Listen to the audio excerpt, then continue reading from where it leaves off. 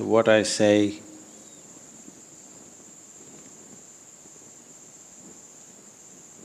is not intended to hurt you. It's a little technical.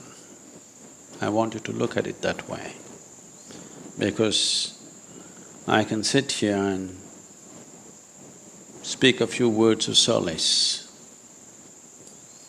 but that'll not be a solution for you. You'll only feel good for today, and tomorrow morning it'll be the same again. I want you to listen to this carefully. If any of our children die before they're 4 years of age, you will see people will work themselves into pain. Actually, there is no pain. When they say there's no pain, there is emotional pain, there is no wrenching things happening within you. People think this is because it's only a few years. That's not true. You can get attached in a day. It doesn't take 4 years. This is simply because that life is not full-fledged yet. Even the governments in the world consider, if you have to take the IMR rate, infant mortality rate, you take below 4 years, because it has been a common thing till recently. Now that the medical interference is little too much, otherwise a lot of children would die before they're 4 years of age without any ailment, lot of them, simply like that, because life is unestablished, not fully established. When it's an infant, when your child is an infant, that is when your contact with the child is big time. By the time he or she is 4, they start running around, they're not with you. You can't hold them, they want to be all over the place, they want to see the world. But before 4 years of age, they're so much with you. In spite of that, physically being connected to them is not so strong, because they are not physically connected to their own body very strongly. So the same has not happened within you very strongly. This is something that most people will say, no, no, no, when my child was 3 months, I was so attached. I know those things. That's why I said this is a little bit technical. Only if you're willing to observe life very carefully, you will know this. Emotionally, if you look at it, on the first day of the child being born, you were very much attached. Even before it's being born, you're attached, isn't it? Physiologically, your connection with the child increases in a dramatic way after the child crosses somewhere between 40 to 48 months. At that time, your physiological connection with the child becomes much more immense, and it is happening in your body. Something is happening in your body which most people don't decipher. They experience something happening with them before 4 years. After 4 years, child is a problem, where is it going, where is it, school admission, this one, that one, you know. Because of other engagements, they miss this experience, otherwise at that time something clicks because that being and that body clicked in approximately 40 to 48 months after its birth. When that clicks in, you come to a certain ease because it becomes a part of you, you don't have to consciously hold it. A natural holding is happening. If a child dies young, before 4 years, they will be disappointed, emotionally disturbed, but not grief-stricken. This is not because of the duration at all. This is because still that being has not connected with that body. And you must understand, you are only a provider of the body. You cannot create a being. It is not in human hands to create a being. You only provide it a body, you facilitate a body.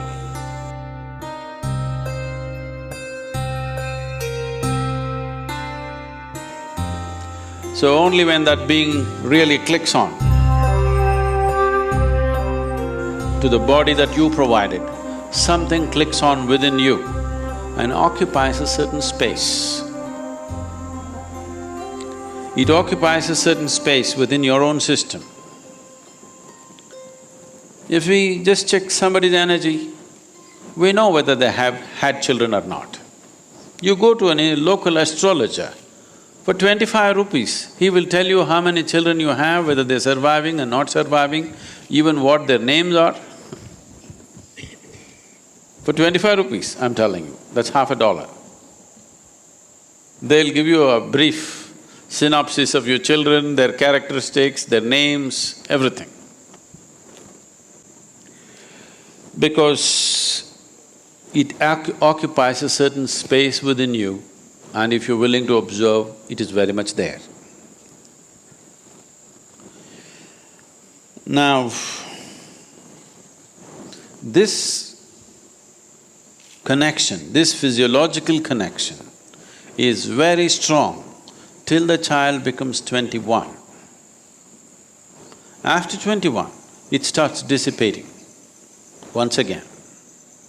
This is a beautiful natural system of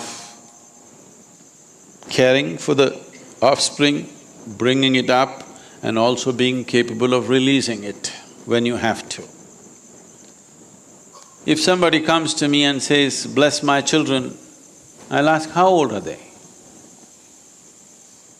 If they're below 21, we really bless them. If they're over, we banter with them, joke with them and send them. Because it's no use. It's no use blessing you for your children if they're over 21 years of age. We will have to bless them, they're individuals by themselves. If they're below 21 years, you can bless a mother or a father and have a deep impact on the child. But if they're over 21, they have to come by themselves. Blessing the mother, blessing the father is of no consequence or great significance. It's only emotional significance. This should not happen to anybody, but it happens. Nobody should die before their children die. It's always best we die before our children die. That's how it should be, the natural order of life. Sometimes it does happen. It is happening to somebody or the other every day. Most people believe it'll never happen to them. It's not so. It can happen to anybody. Now that it's happened to us, it is best. Before it happened, we could have done anything to save that life. Once it's happened, it's time to look. It's time to look deeper within yourself and understand what this whole process is, how profound it is, at the same time how binding it is and how liberating it can be. In India, people desperately want to have a son. The reason why they want to have a son is, today the social situations have changed, the technological and travel capabilities of people have changed. Otherwise, when they come of age, the girl gets married and goes to somebody else's house. If you die, she may not be able to come because she has to walk. She need not be in America. If she's in Salem, she won't come walking 200 kilometers. By the time she comes, your cremation will be over. So we want a son because the son lives here. In today's world, it's irrelevant.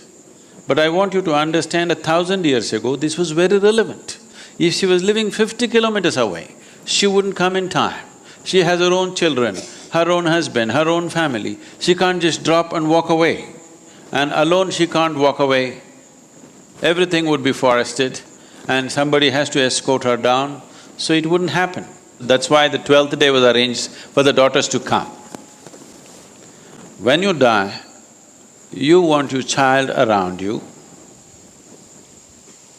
They said son, because practically it was only possible for the son to be around, daughter would be somewhere else.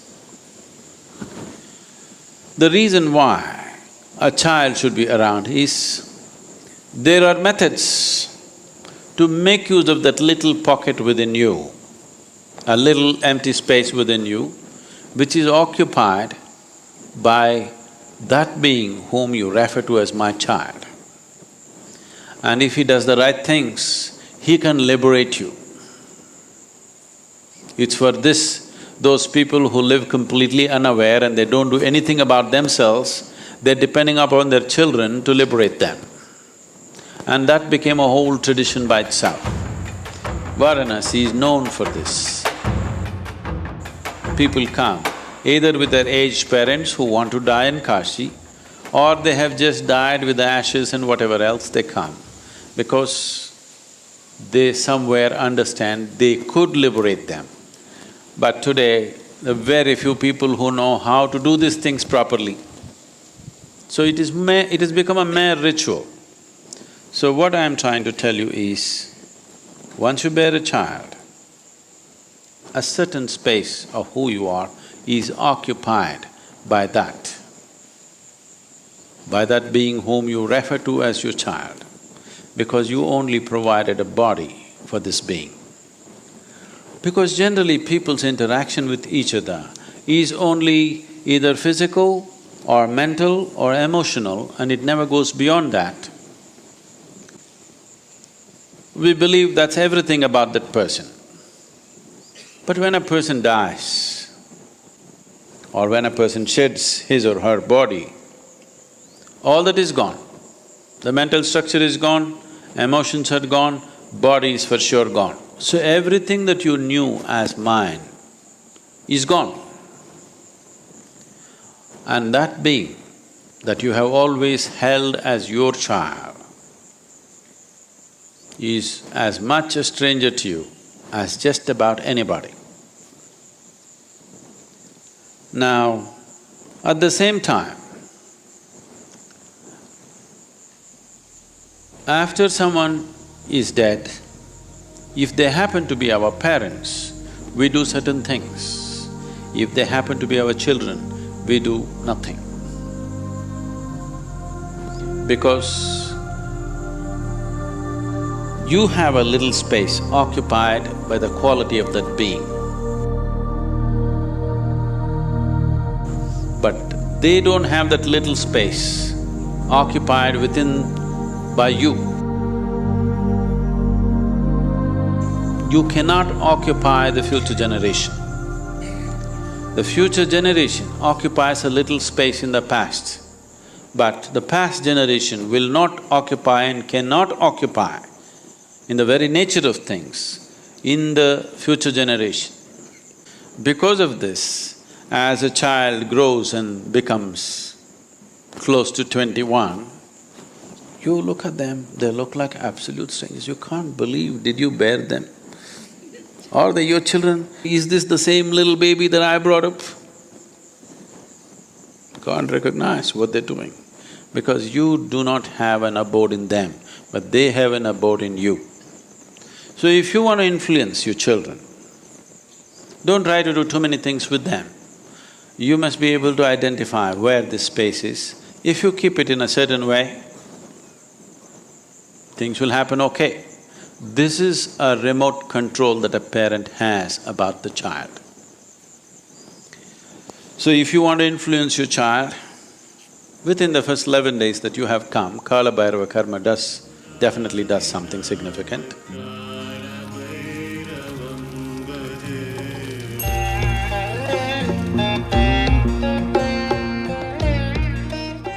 Apart from that, if you want to do anything, your thoughts, your emotions and your actions have no influence over your child, who is no more. But if you turn inward, if your way of being becomes pleasant, it has a tremendous influence. Because that little space, if it becomes pleasant, that being will experience pleasantness. Till that being finds another body, till then you can influence. Once it finds another body, you have nothing to do with it. Now somebody else claims this is my child, and a whole new drama begins again. This is not a right thing to tell someone who's lost their child just a week ago, I'm sorry. But that's how it is. So, one thing that all of us need to understand is, children only come through us, they don't come from us. It's a privilege that somebody chose to come through you, that you could be a passage for another life. We don't own it. We can't claim rights over it. It just came through us, it's a great privilege. You must cherish that privilege. And your daughter, from the moment she was born to you, and for some unfortunate reason, whatever has happened, till then, in so many ways, many ways, which one may not realize at that time, but now if you look back, in so many ways she enriched your life, isn't it? You just have to cherish that and if you want to influence her, you make this as pleasant as possible. That's the only way you can influence her. You cannot… if she was your mother, you could influence her in other ways by doing karmas, kriyas and things. But with your child, you cannot do that. The only way you can make it pleasant for that being is to making this being absolutely pleasant, because that little space that being occupied, that quality and that dimension is still connected till it finds another body. Once it finds another body, then it's gone.